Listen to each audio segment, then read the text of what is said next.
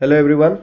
हामी चाहिँ क्लास 12 को फिजिक्सको मोडर्न फिजिक्स पोर्सन हेरिरहेको थियौँ।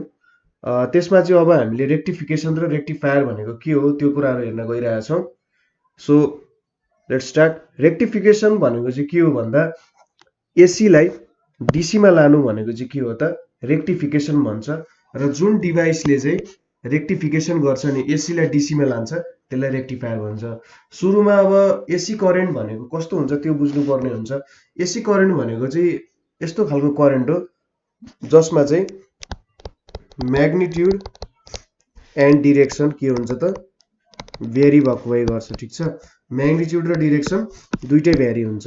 सो यदि हामीले यसलाई वेभको फर्ममा लेख्ने हो भने यसरी हामीले वेभ फर्म बनायौँ भने हैन, यतापट्टि टाइम यतापट्टि एम्प्लिट्युड बनायौँ भने के हुन्छ भने सुरुमा अब यो फर्ममा गयो, त्यसपछि यता तलतिरको फर्ममा गइरहेछ नि हैन, चेन्ज भइरहेछ। यसको मतलब माथिकोले के चलाइरहेछ, सुरुमा पोजिटिभ फेजमा थियो, म्याक्सिमम एम्प्लिट्युड पोजिटिभमा थियो, त्यसपछि यता नेगेटिभमा छ। सो यसरी फेज चेन्ज पनि भइरहेछ र म्याग्निट्युडमा पनि कन्स्ट्यान्टली चेन्ज आइरहेछ। सो यस्तोले चाहिँ के गर्छ त एसी करेन्टलाई रिप्रेजेन्ट गर्छ। डीसी भनेको के हुन्छ भने उसको म्याग्निट्युड र फेज दुइटै कन्स्ट्यान्ट हुन्छ। सो डीसी करेन्ट भनेको यसरी मैले रिप्रेजेन्ट गरेँ भने एउटा स्ट्रेट लाइनले, यसमा चाहिँ के छ त म्याग्निट्युड र फेज अथवा डिरेक्सन दुइटै कन्स्ट्यान्ट छ भनेर बुझ्न सकिन्छ। एसीमा के भयो भन्दा यसरी हेर्नु त म्याग्निट्युड चाहिँ प्लसदेखि माइनस स्विङ भइरहेछ हैन। सो म्याग्निट्युड पनि चेन्ज भइरहेछ र डिरेक्सनमा पनि चेन्ज आइरहेछ। सो यो काम गर्नको लागि हामीले विभिन्न प्रकारको रेक्टिफायरहरूको बारे स्टडी गर्छौँ। सो पहिलो प्रकारको रेक्टिफायर भनेको हाम्रो चाहिँ के छ त भन्दा हाफ वेभ रेक्टिफायर भनेर छ। ठिक छ, हाफ वेभ रेक्टिफायर नामैले कहाँ छ। हाफ वेभ भनेको सपोज यसको जुन यो पोजिटिभ पोर्सनमा छ, पोजिटिभ पोर्सनको वेभ चाहिँ उसले गर्छ, नेगेटिभ पोर्सनको उसले छोडिदिन्छ। सो यो चाहिँ हामीले बनाएपछि चाहिँ हामीले थाहा पाउँछौँ। यसमा के हुन्छ त सुरुमा हाम्रो सोर्स भनेको जहिले पनि एसी करेन्ट हुन्छ हैन। हाम्रो घरतिरको सोर्सहरूको कुरा गर्ने हो भने र यहाँ एउटा ट्रान्सफर्मर हुन्छ र यतापट्टि एउटा के हुन्छ त स्टेप डाउन ट्रान्सफर्मर जस्तो राखेको हुन्छ। यहाँनिर एउटा डायोड कनेक्ट गरे हुन्छ। ठिक छ, र यहाँनिर एउटा लोड हुन्छ आरएल। यो लोडले पाउने हो आखिरीमा करेन्ट त अन्तिममा। सो यो आरएल भयो, यो डायोड D1 भयो, हाम्रो यो सोर्स एसी भयो। यहाँनिर एबी लेख्न सक्यो। सो हाम्रो एसीद्वारा दिइने वेभ हामीले कुरा गऱ्यौँ भने सपोज हाम्रो एसीद्वारा दिइने वेभ भनेको यसरी एसीले यस्तो खालको वेभ दिइरहेछ भनेर सोचौँ है। एसीले यस्तो खालको वेभ दिइरहेछ, यतापट्टि यसलाई इनपुट भन्न सक्यो। यो भनेको हाम्रो ओमेगा टी भयो र यो पोजिसनहरूले हाम्रो के दिन्छ त पाई 2 पाई, यो भनेको 3 पाई, यतापट्टि 4 पाई, यसरी लेख्न सक्यो। यसले मेरो फेज दियो। अब सपोज फर्स्ट हाफमा के छ त पोजिटिभ छ, यो यहाँनिर पोजिटिभ आयो, यतापट्टि नेगेटिभ आयो। सो यहाँनिर के हुन्छ त एमा पोजिटिभ आउँछ, यहाँनिर नेगेटिभ आउँछ। यसको मतलब के भयो त भन्दा यो साइड चाहिँ पोजिटिभ आउने भयो र यतापट्टि नेगेटिभ आउने भयो। यसलाई के भन्न सकियो त अब यो चाहिँ फरवर्ड बायसमा छ। ठिक छ, फरवर्ड बायसमा हुँदा हाम्रो कन्डिसन के हुन्छ भने यहाँनिर म्याक्स करेन्ट आइपुग्छ है। म्याक्स करेन्ट आउँछ अथवा यहाँबाट करेन्ट फ्लो हुन सक्छ भन्ने कुरा हो। सो हामीले अब आउटपुट बनायौँ भने यहाँनिर भी आउट बनायौँ, यहाँनिर ओमेगा टी छ भने यसलाई कसरी लेख्न सकियो त भन्दा फर्स्ट यसरी मैले लाइनहरू कोर्छु है। सो पछि बुझ्नको लागि सजिलो हुन्छ। यसरी मैले कोरेँ, यताको पनि मैले लिएँ। अब फर्स्ट हाफमा मेरो फरवर्ड बायस भयो, यहाँबाट करेन्ट बग्ने भयो र यो पोर्सन चाहिँ मेरो आइपुग्ने भयो। ठिक छ, अब सेकेन्ड हाफमा के हुन्छ भने मेरो फेज चेन्ज हुन्छ, यतापट्टि नेगेटिभ यतापट्टि पोजिटिभ, यतापट्टि नेगेटिभ यता पोजिटिभ आइपुग्छ। यसको मतलब के भयो भने मेरो डायोड भनेको रिभर्स बायस भयो। रिभर्स बायस हुनुको मतलब यहाँबाट करेन्ट चाहिँ फ्लो हुँदैन। ठिक छ, करेन्ट फ्लो भएन भने यहाँ हाम्रो आरएल लोडमा केही पनि करेन्ट आइपुगेन हैन। सो जुन यो सेकेन्ड पोर्सन छ नि तलको पोर्सन चाहिँ के हुने हो, छुट्ने भयो, यो आउने भएन। ठिक छ, दोस्रोमा चाहिँ यो हुने भयो। अब तेस्रोमा के हुन्छ त यहाँनिर पोजिटिभ आउँछ, यतापट्टि फेरि नेगेटिभ आउँछ र यहाँ पोजिटिभ भयो र यो पोर्सनमा नेगेटिभ भयो। सो फेरि यो मेरो थर्ड पोर्सन चाहिँ आउने भयो। सो यसले के बुझाइरहेछ त हेर्नु त, यो एउटा मेरो फुल वेभ हो नि त, यति फुल वेभमा मेरो आधी आधी पोर्सन मात्रै आइरहेछ। फेरि यो नेगेटिभ पोर्सन आउँदैन, पोजिटिभ पोर्सन आउँछ, नेगेटिभ पोर्सन आउँदैन। सो जति मेरो फुल वेभ थियो, टोटल वेभ यति दियो, यतिले दिन्छ नि, मेरो 0 to 2 पाइले वेभ दिन्छ भने मेरो चाहिँ सुरुमा 0 to पाई आयो, पाई टु 2 पाईको पोर्सन आएन। फेरि 2 पाई टु 3 पाईको पोर्सन आयो, 3 पाई टु 4 पाईको पोर्सन आएन, त्यसपछि 4 पाई टु 5 पाईको पोर्सन आयो। सो यसरी चाहिँ मैले वेभ जति छ मेरो टोटल, एउटा वेभको मात्रै कुरा गर्ने हो भने टोटल मेरो वेभ जुन छ 0 to 2 पाईको, त्यो चाहिँ कट अफ भएर पाईमा मात्रै आयो र मेरो पोजिटिभ पोर्सनहरू चाहिँ मैले निकालेँ है। सो यसले मलाई के दियो त, हाफ वेभ रेक्टिफायरको काम गर्यो। अब दोस्रोमा के छ मेरो, फुल वेभ रेक्टिफायर भनेर छ हैन। फुल वेभ रेक्टिफायरमा चाहिँ हामीले कस्तो पढ्छौँ भन्दाखेरि सेन्टर ट्याप्ड फुल वेभ रेक्टिफायर भनेर पढ्छौँ, ठिक छ।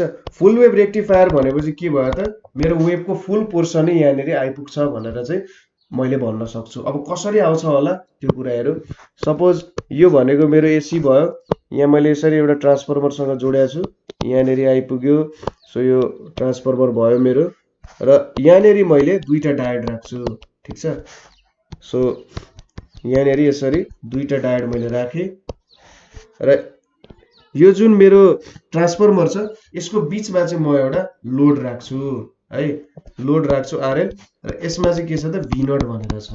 अब यतापट्टि मेरो नेगेटिभ छ, यतापट्टि मेरो पोर्सन पोजिटिभ छ। मैले डायोडलाई D1 र D2 भने यो मेरो Vin भयो है।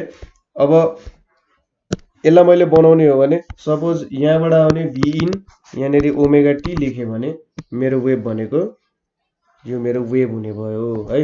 अब यो भनेको 0 पाई 2 पाई अनि यहाँनिर 3 पाई 4 पाई, मैले दुईटा कम्प्लिट वेभ्सहरू लिएको छु यहाँनिर, एउटा 0 to 2 पाई, अर्को 2 पाई to 4 पाई। अब मैले आउटपुट हेर्ने हो हैन। अब मैले आउटपुट हेर्ने हो भने यसको लागि सेम मैले यसरी प्लट गर्छु, यति काम मैले गरेँ। अब यहाँनिर के हुन्छ त भन्दा, सपोज फर्स्ट साइकलमा के हुन्छ, यहाँनिर पोजिटिभ यतापट्टि नेगेटिभ आउँछ। सो यो पोजिटिभ भयो, यतापट्टि नेगेटिभ भयो। अब यहाँ पोजिटिभ आइरहेछ, यहाँनिर नेगेटिभ आइरहेछ भने D1 मेरो के हुन्छ त, फरवर्ड बायस हुन्छ, र D2 भनेको मेरो के हुन्छ, रिभर्स बायस हुन्छ। अब रिभर्स बायस भएको पोर्सनबाट त मेरो बग्दैन। सो D1 पोर्सनले चाहिँ मेरो फर्स्ट साइकल जुन छ हो त्यो वेभ दिने भयो हैन, बुझ्नुभयो होला कुरा। सो यहाँनिर के आउने भयो त, D1 ले चाहिँ मेरो फर्स्ट वेभको पोर्सन दिने भयो। अब अर्को साइकलमा के हुन्छ त भन्दा ठ्याक्कै उल्टो हुने भयो। उल्टो हुँदा के हुन्छ, यहाँनिर नेगेटिभ आउँछ, यतापट्टि पोजिटिभ। सो यहाँनिर नेगेटिभ, यहाँनिर पोजिटिभ आउनुको मतलब मेरो D1 चाहिँ के भयो त, रिभर्स बायस भयो। सो यहाँबाट करेन्ट बग्ने भएन। सो सेकेन्ड फेजको कुरा गर्दाखेरि के भयो त, मेरो D1 भनेको चाहिँ रिभर्स बायस भयो र D2 भनेको के भयो, फरवर्ड बायस भयो। सो D2 बाट करेन्ट बग्ने भयो, D1 बाट बग्ने भएन। सो मेरो जुन नेक्स्ट पोर्सन छ, नेक्स्ट हाफ छ, त्यो चाहिँ मेरो D2 ले दिने भयो, ठिक छ। यो मेरो D2 पोर्सनले दिने भयो। सो यसरी नै मैले बनाउँदै जान्छु। सो फेरि अर्को पोर्सन मेरो D1 ले दिन्छ, किन नेक्स्ट हाफमा त यो यतापट्टि पोजिटिभ यो नेगेटिभ हुन्छ, पोजिटिभ नेगेटिभ हुन्छ, त्यति बेला D1 फरवर्ड बायस हुन्छ र D2 रिभर्स बायस हुन्छ।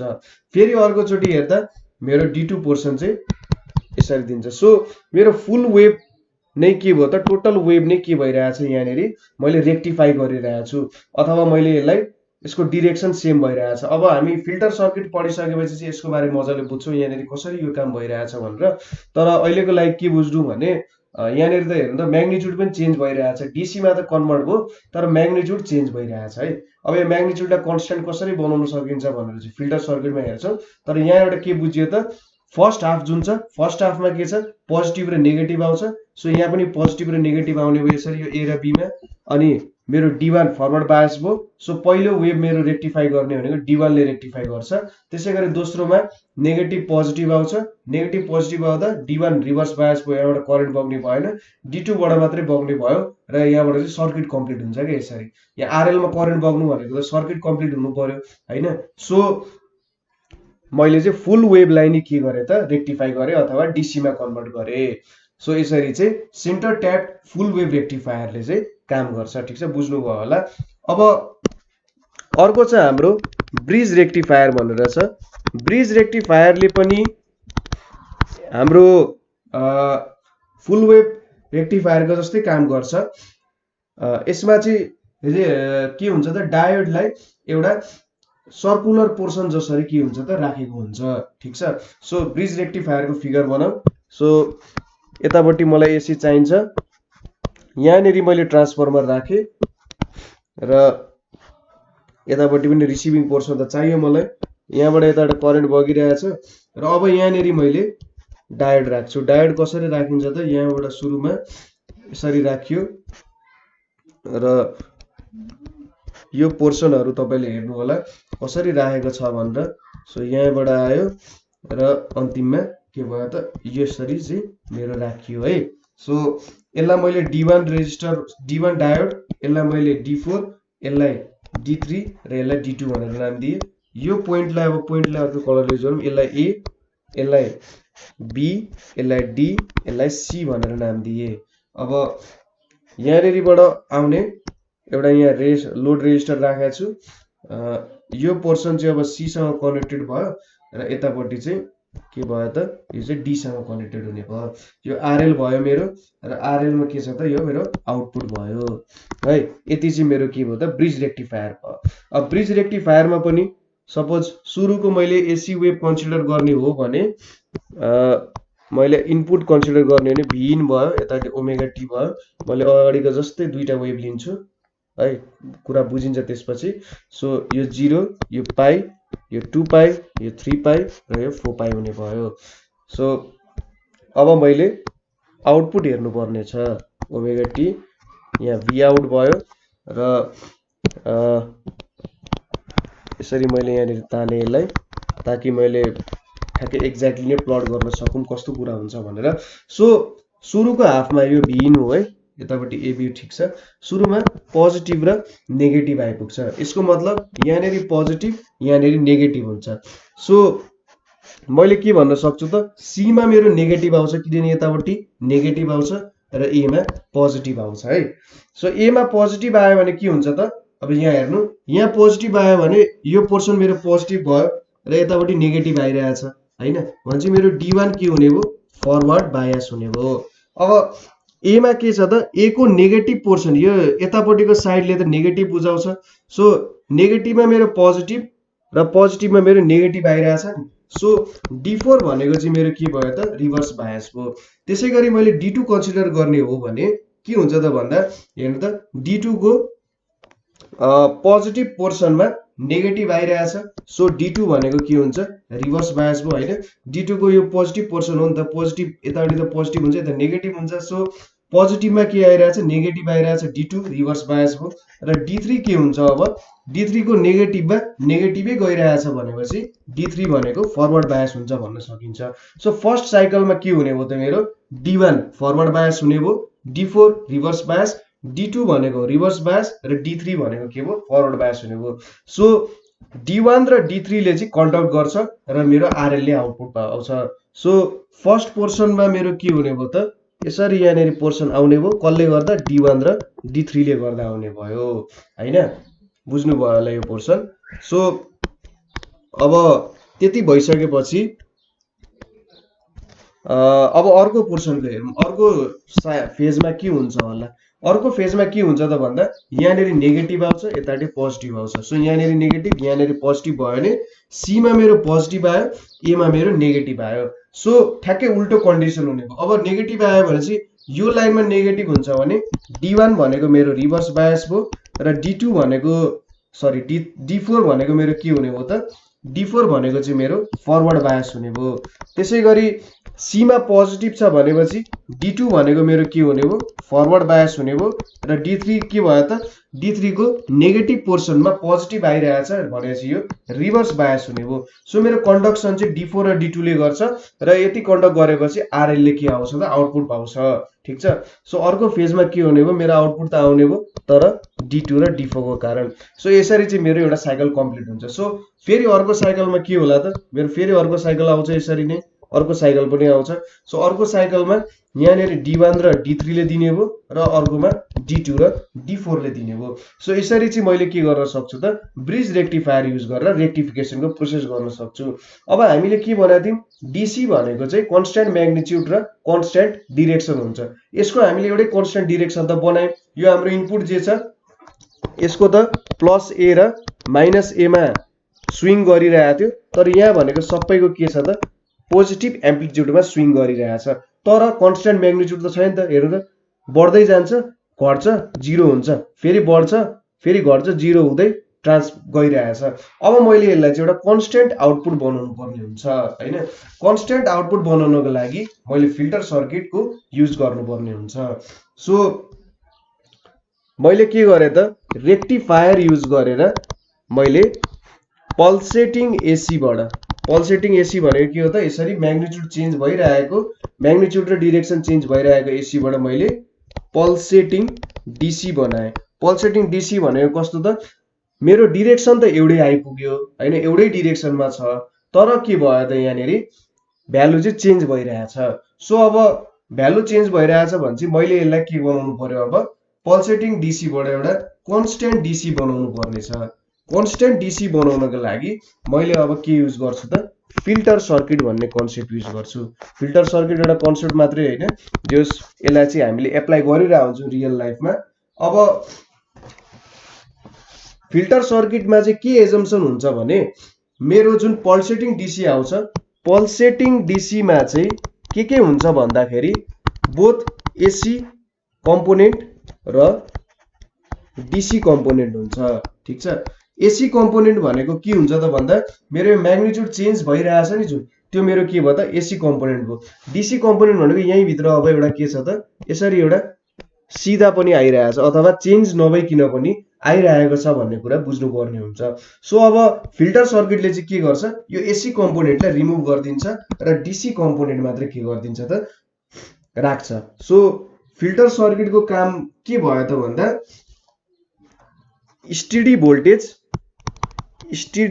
भोल्टेज पाउनु विथ मिनिमम रिपल।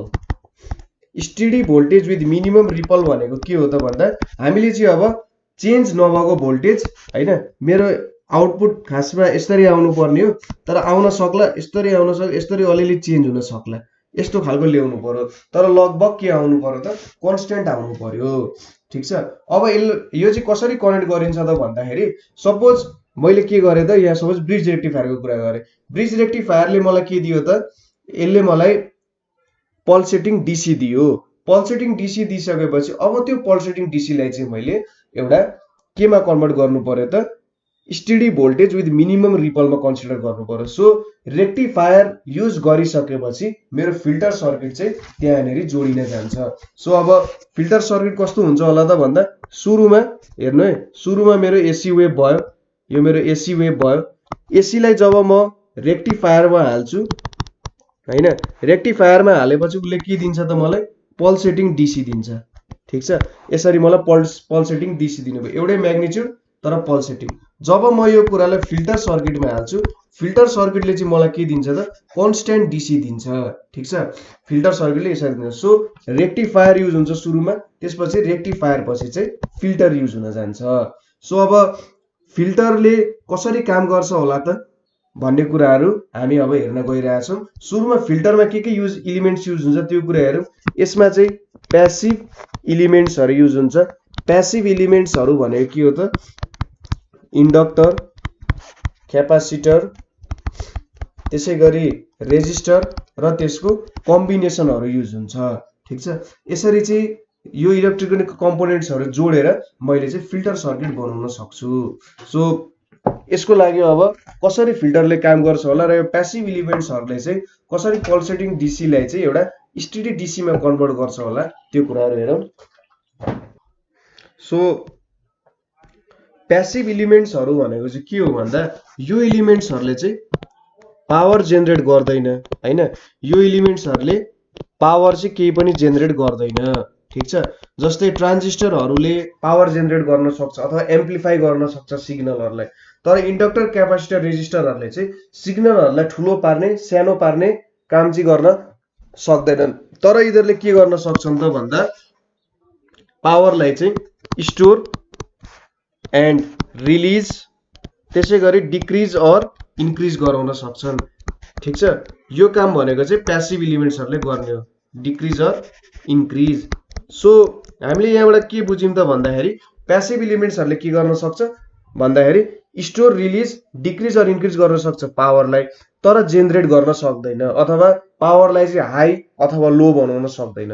अब हामीले यो इन्डक्टरहरूको रेजिस्टरहरू हेर्नु हो भने चाहिँ यो चाहिँ एसी कम्पोनेन्टमा युज हुन्छ। सो इन्डक्टरको रेजिस्टेन्सले एक्सएल लेख्छ 2 पाई एफ एल भन्छ। एफ भनेको चाहिँ हाम्रो जुन एसी वेभ दिइरहेको छौँ त्यसको फ्रिक्वेन्सी एफ हो, एल भनेको चाहिँ इन्डक्टेन्स हो। त्यसै गरी क्यापेसिटरमा के हुन्छ त क्यापेसिटरको रेजिस्टेन्स भनेको 2 पाई एफ सी हुन्छ। यो फ्रिक्वेन्सी भयो, यो सी भयो। सो जति धेरै हाम्रो फ्रिक्वेन्सी हुन्छ त्यति धेरै हाम्रो एक्सएल हुने भयो, जति थोरै हाम्रो फ्रिक्वेन्सी हुन्छ त्यति थोरै हाम्रो एक्सएल हुनु भयो। यसको मतलब हाम्रो एक्सएलले चाहिँ के गर्छ त एसीलाई ब्लक गर्छ र डीसीलाई के गर्छ जान दिन्छ। किन भन्दाखेरि फ्रिक्वेन्सीको अनुसार चेन्ज हुन्छ भनेपछि यसले एसीलाई चाहिँ ब्लक गर्छ। तर क्यापेसिटरमा के हुन्छ त भन्दा क्यापेसिटरमा चाहिँ एफ बढ्यो भने एक्स घट्छ र एफ घट्यो भने एक्स बढ्छ। यसको मतलब हाम्रो एसी को फ्रिक्वेन्सी केही छ भने उसले चाहिँ एसीलाई पास हुन दिने रहेछ र डीसीलाई ब्लक गर्छ। सो क्यापेसिटरले एसीलाई पास गर्न दिन्छ, किनभने धेरै ठुलो एसी पास दिउँ भने हामीले क्यापेसिटरले चाहिँ त्यसलाई रोक्ने भएन, तर इन्डक्टरले चाहिँ रोक्छ। तर डीसीलाई के गर्छ त उसले ब्लक गर्छ है, क्यापेसिटरले डीसीलाई ब्लक गर्छ। अब यो कुराहरू हामीले कसरी सर्किटमा एप्लाई गर्न सक्छौँ होला त्यो कुराहरू हेरौँ। सुरुमा हामीले के कुरा हेरौँ त भन्दा इन्डक्टर फिल्टर भनेर हेरौँ।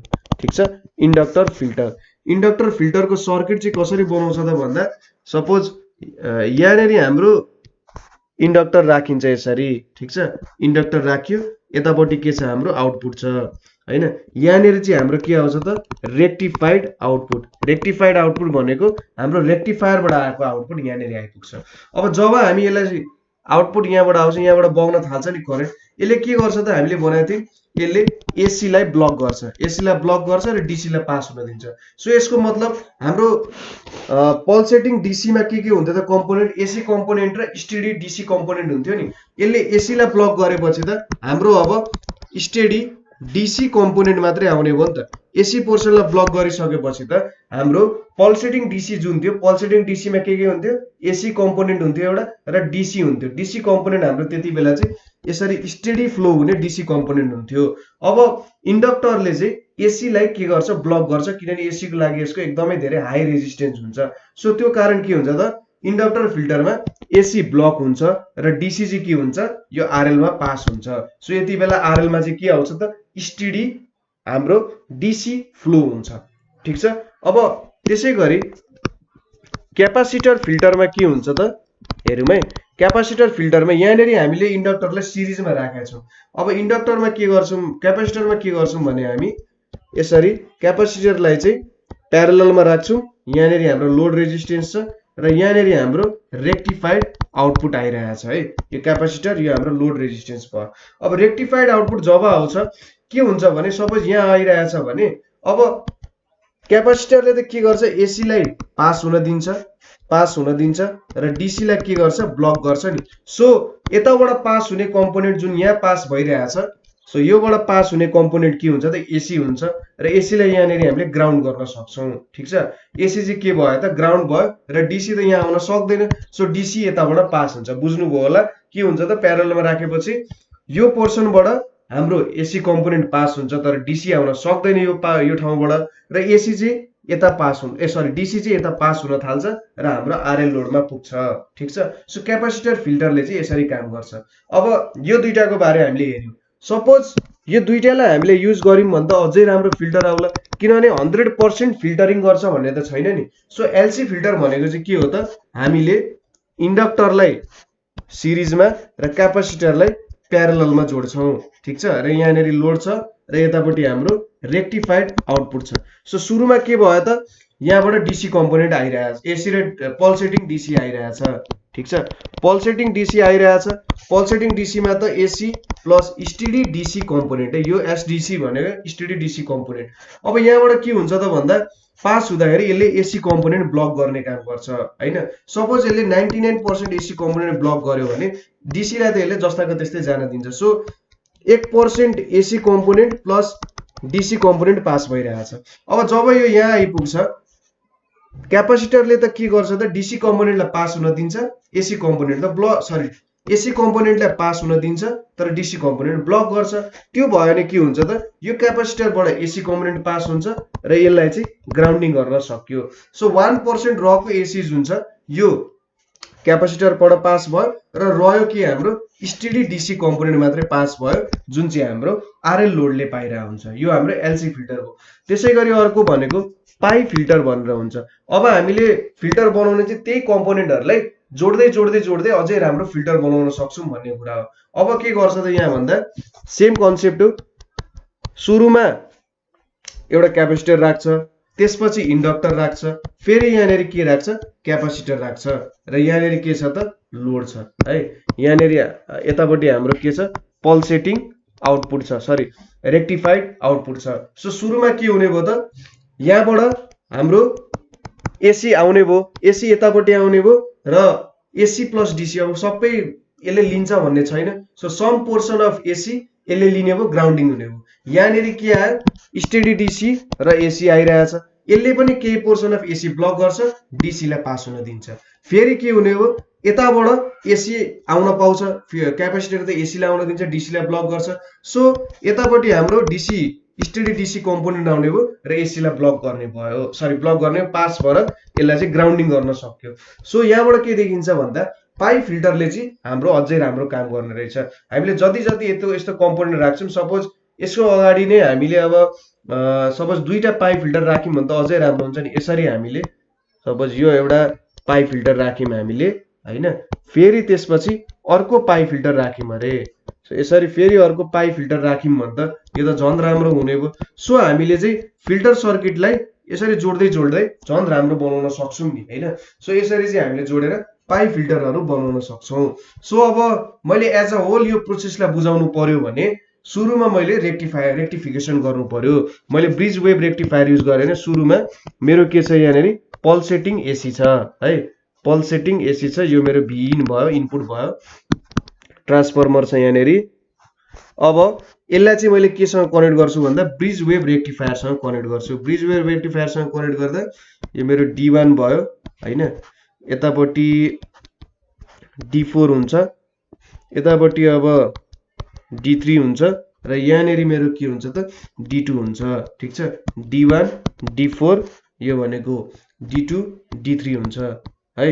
अब यो चाहिँ यहाँनेरि कनेक्टेड हुन्छ मेरो र यो पोर्सन भनेको चाहिँ फिल्टरसँग र यो दुईटा पोर्सन फिल्टरसँग कनेक्टेड हुन्छ। अब यहाँबाट चाहिँ के आयो त मेरो, जब मेरो यहाँबाट भिइनबाट पल्सेटिङ एसी आयो, पल्सेटिङ एसी आएपछि के भयो त भन्दा सपोज यो मेरो एउटा वेभै बनाएर देखाउँछु है, पल्सेटिङ एसी आयो, यसरी पल्सेटिङ एसी आयो। अब के हुन्छ त भन्दा रेक्टिफिकेसन प्रोसेस भइसकेपछि यहाँनेरि मेरो पल्सेटिङ डीसी आइपुग्छ है, यसरी मैले बनाउँछु, यहाँनेरि आइपुग्यो। अब मेरो रेक्टिफिकेसनको प्रोसेस हुन्छ। रेक्टिफिकेसनको प्रोसेस भइसकेपछि मेरो यो पोर्सन आइपुग्यो, यहाँनेरि D1 D3 D2 D4। So कसले काम गरिरहेछ D1 D3 ले, यहाँनेरि D2 D4 ले, यहाँनेरि D1 D3 ले काम गरिरहेछ, यतापट्टि D2 D4 ले काम गरिरहेछ। अब यति काम भइसकेपछि यहाँनेरि अब मैले फिल्टर सर्किट जोड्छु। सो फिल्टर सर्किट जोडेर चाहिँ यहाँनेरि यसरी फिल्टर सर्किट जोड्छु र यहाँनेरि अन्तिममा आरएल लोड जोडिरहेको छु। सो अन्तिममा यहाँनेरि के हुने भयो, यहाँ रेक्टिफिकेसन भइसकेपछि फिल्टर हुन्छ र यो सर्किट कस्तो भयो त अन्तिममा अब स्टेडी डीसी आउने भयो, यहाँनेरि स्टेडी डीसी आउने भयो। सो यसरी चाहिँ मेरो रेक्टिफिकेसन र फिल्टरिङको प्रोसेस सँगै भयो। सो यसलाई के भन्छ त bridge wave rectifier, bridge wave rectifier with pi filter भयो। सो यसरी चाहिँ मैले कुनै पनि एसी कम्पोनेन्टलाई डीसी कम्पोनेन्टमा चेन्ज गर्न सके। सो हाम्रो रेक्टिफिकेसन र फिल्टरिङको प्रोसेस यही सकिन्छ। कतै तपाईले बुझ्नु भएन अथवा कतै कन्फ्युजन भयो भने नेपाल अनलाइन स्कुलमा तपाईँले कमेन्ट गर्न सक्नुहुन्छ। हामी तपाईँको प्रब्लम सल्भ गर्न सधैँ रेडी छौँ। सो एकचोटि भिडियो हेर्नु होला र कतै प्रब्लम भएपछि भन्नु होला। So thank you for watching.